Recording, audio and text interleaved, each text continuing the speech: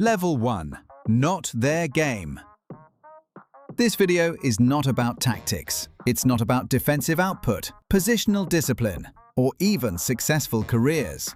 This is about what happens when a player receives the ball and decides to make something beautiful with it. The expression, the improvisation, traits the modern game is doing its best to coach out of existence. And we start with two players who, for completely different reasons, don't fit the description. Kevin De Bruyne, one of the greatest midfielders who ever lived. A decade of elite-level performance that redefined what a playmaker could produce in the Premier League.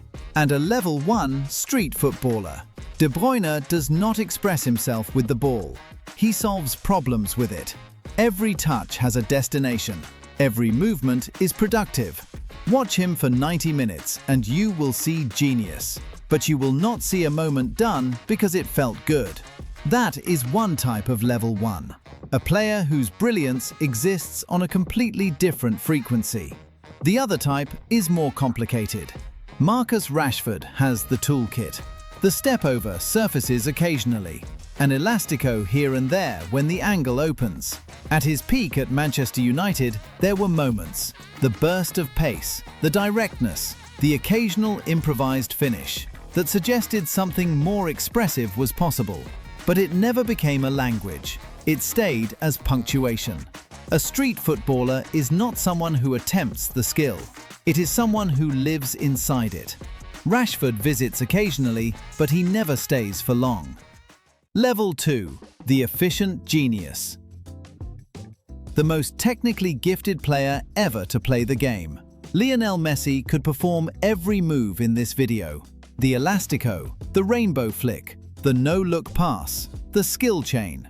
He has the close control, the balance, the improvisational instinct. He simply chooses not to. Messi's expression is not flair, it is efficiency.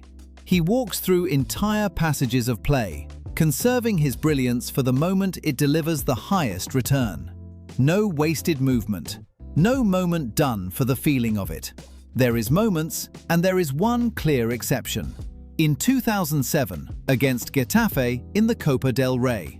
19 years old, he collected the ball in his own half, nutmegged a defender, left 4 more in his wake across 55 meters, rounded the goalkeeper and slid it into the net. 12 seconds, 6 players. It had a playground feeling over it, the kind of goal you attempt at age 12 in the park because nobody has told you it is impossible yet. The entire Camp Nou rose. A street footballer plays like the game is an experience. Messi plays like it is a problem to be optimized. That is more calculated genius than it is instinctive and expressive street type of football. Level 3. The optimized. Street football begins with instinct and ends with expression. The players at this level started there and then chose to leave. Cristiano Ronaldo at 18 had stepovers that worked. They were not only performance and showboating, they were identity. The young Ronaldo arrived in England and took the Premier League apart with flair that belonged in a futsal court. Defenders fell over. Crowds rose. It was the purest expression of a player who had learned the game with no tactical instruction, only his own imagination as the limit. Then something changed. He built himself. The sprint work, the heading practice, the positional evolution. He replaced instinct with mastery and emerged as the greatest goalscorer who ever lived. The bicycle kicks still come, a flash of the old identity curated for the right moment.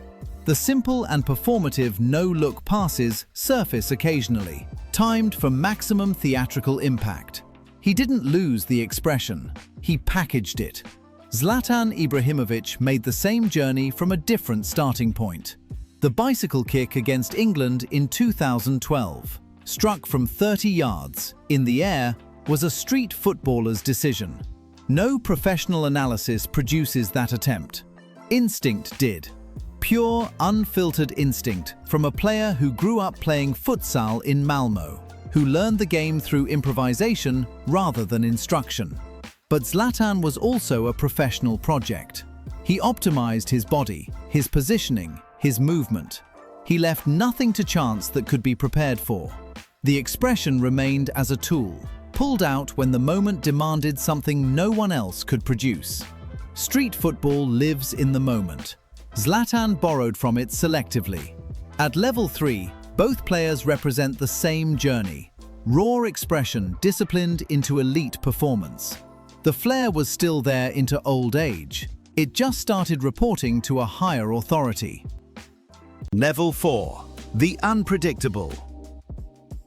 Now the structure starts to break. The players here have not optimized the flair out of their game. It still surfaces when it wants to, in the form it chooses, on its own schedule.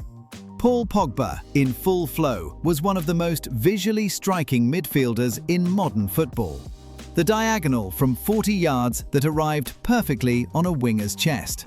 The drag back in tight central areas that bought half a second nobody else would have found. The Elastico, delivered not because it was the most efficient solution, but because it was the most elegant one available.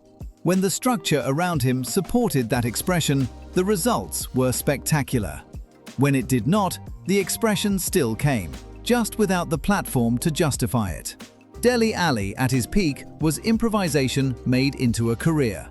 The Crystal Palace goal in January 2016, Eriksen's header dropped to him. He controlled it on his instep, flicked it over the defender's head before the defender had processed what was happening, and volleyed it low into the corner from 20 yards.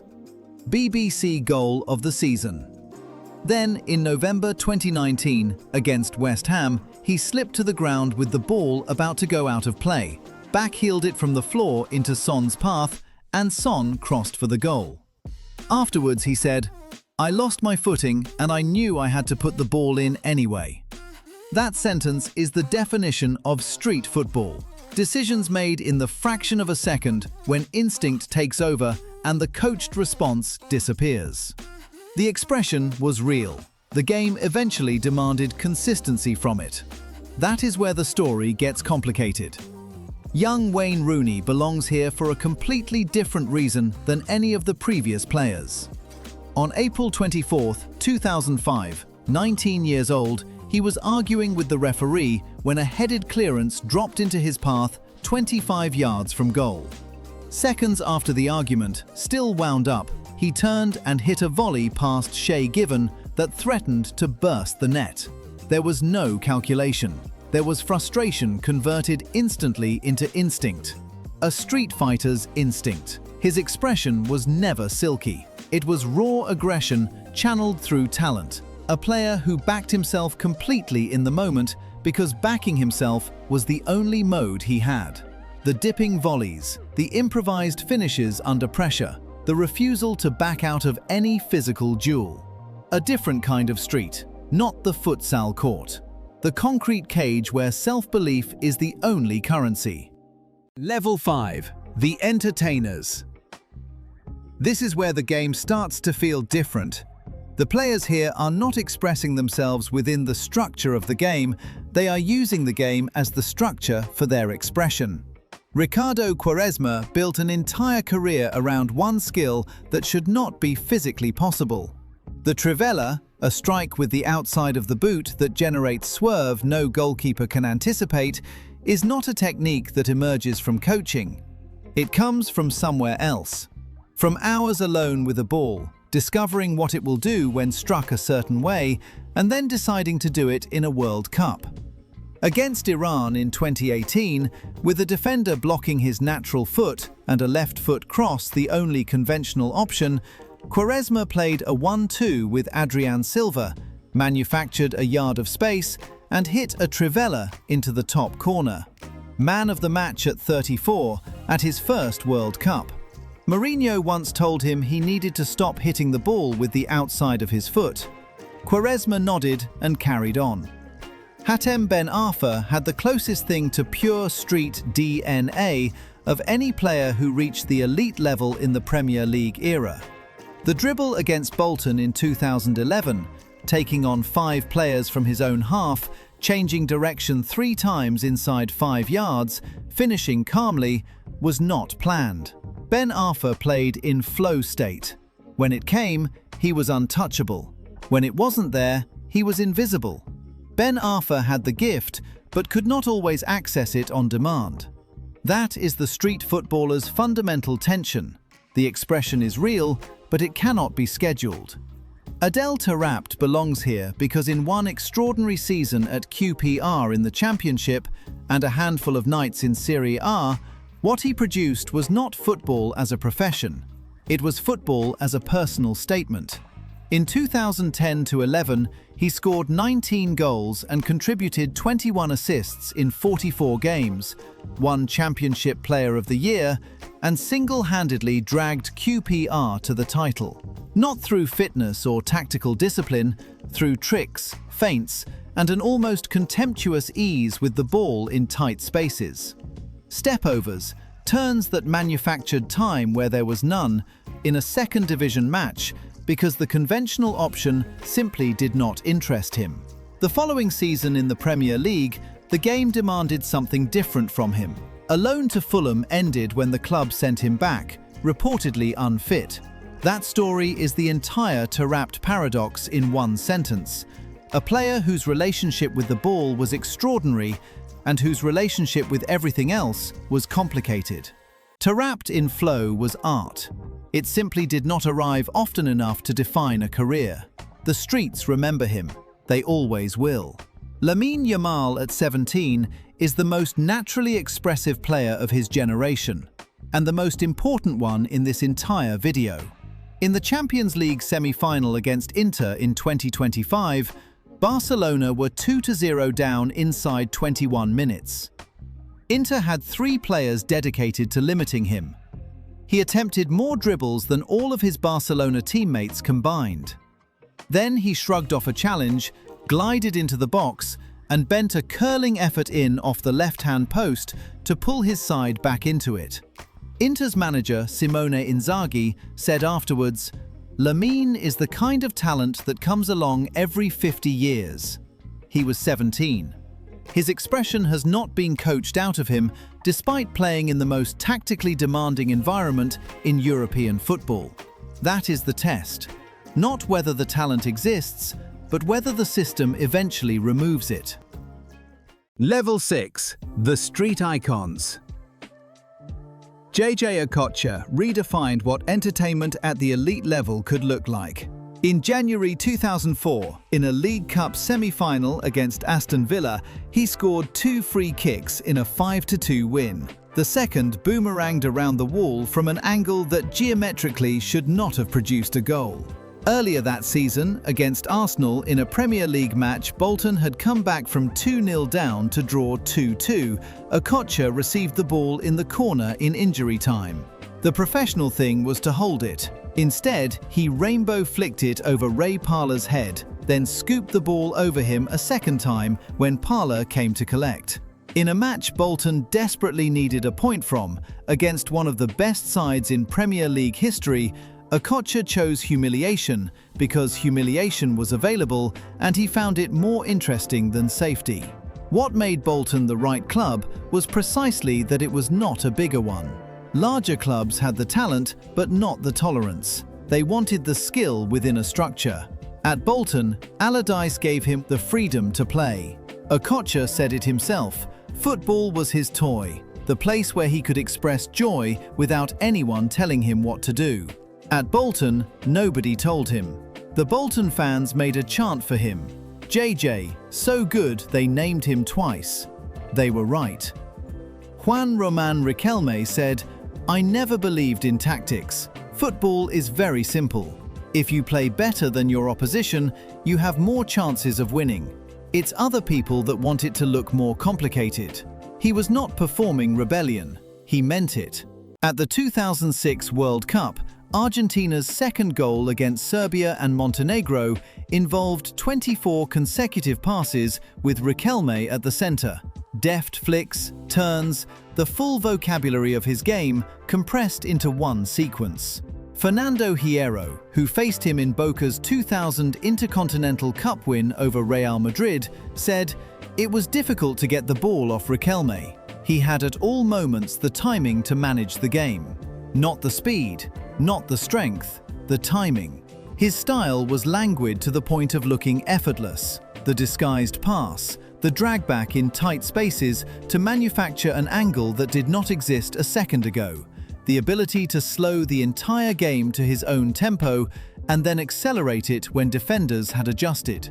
He did not press, he did not sprint, he made the ball do the work. In Argentine football culture, they called him El Último Diez, the last 10, the final custodian of the classical playmaker role that Maradona had defined and the modern game had made extinct. Ronaldo Nazario played football that no analyst has fully explained. The first touch at full sprint that allowed him to take the ball past an entire defensive line without breaking stride. The directional change at speed that looked biologically impossible. What separated him from every other forward of his generation was that the expression was baked into the execution. The elastico at pace in a Champions League knockout. The chop inside a defender mid-sprint that turned a closing challenge into empty air. The body feint so complete that goalkeepers dived before he had decided where to shoot. At Barcelona in 1996-97, he scored 47 goals in 49 matches. At the 2002 World Cup, he scored 8 goals across 7 games. The instinct never left the building, even when the goals did. Robinho at his best, at Santos, at Real Madrid, and in flashes at AC Milan, where he won a Serie A title alongside Zlatan and Pato, carried the step-over and flip-flap into the elite level with a lightness that looked like he had never been told to stop. Quick feet, low center of gravity, short, sharp dribbles in tight spaces that turned defenders into spectators. He was the most naturally expressive Brazilian forward of his generation. The body language alone communicated that the ball was his toy and the pitch was his playground. The expression was real, the consistency was not, but for the games where it arrived, it was unmistakable. At this level, tactics no longer matter. These players arrived with such a fully formed identity that football had to accommodate them rather than the other way around. Level 7. The pure expression. They didn't just play the game, they made it their own by being themselves. Ronaldinho.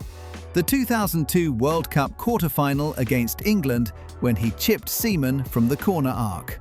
Whether that was a cross or a shot does not matter. The debate is the point. A player who could produce something whose intent was genuinely ambiguous because his relationship with the ball existed on a frequency observation cannot fully decode. The no-look pass that arrived before the receiver had started the run. The elastico, a trick he was largely responsible for bringing into mainstream football, that moved at a speed that made it look like physics had briefly been suspended. The smile, the genuine, unperformable smile that was there whether the trick came off or not, because the attempt was the point. Joga Bonito was not a Nike campaign for Ronaldinho, it was a documentary. Joy was not a byproduct of his performance, it was the engine of it. Neymar, Santos, Barcelona, and even more so at PSG when the tactical constraints loosened and he operated from whichever position he felt like, carried street football into elite environments that should have eliminated it. The rainbow flicks in Champions League knockout matches not as desperation, as preference. The skill chains at speed where the next movement was genuinely unpredictable to every defender, analyst, and occasionally teammate. In February 2020, PSG were beating Montpellier 5-0 when Neymar attempted a rainbow flick and the referee warned him to stop. He argued back and collected a yellow card. In the tunnel at half-time, he said, "I play football and he gives me a yellow card." He posted on Instagram afterwards, "I just play football." That is the modern game's relationship with street football in one incident. The expression was not occasional, it was continuous, and the system could not decide whether to celebrate it or punish it. From the player who executes the game plan to the ones who made it look like something else entirely. Let us know in the comments, is street football a dying art, or is the next generation bringing it back? Subscribe so you don't miss the next one.